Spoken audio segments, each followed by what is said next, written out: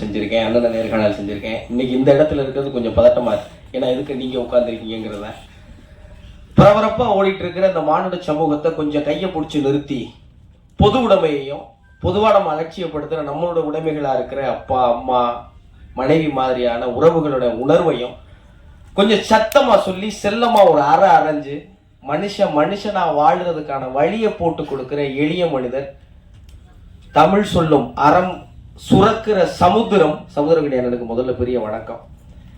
இந்த கனிவான அகத்துக்கும் கடுமையான முகத்துக்கும் சொந்தக்காரராக இருக்கிற அப்பாக்களுக்கான ஒரு உருவம் தயாரிக்கணும்னா அதான் சமுத்திரக்கணி அண்ணன்.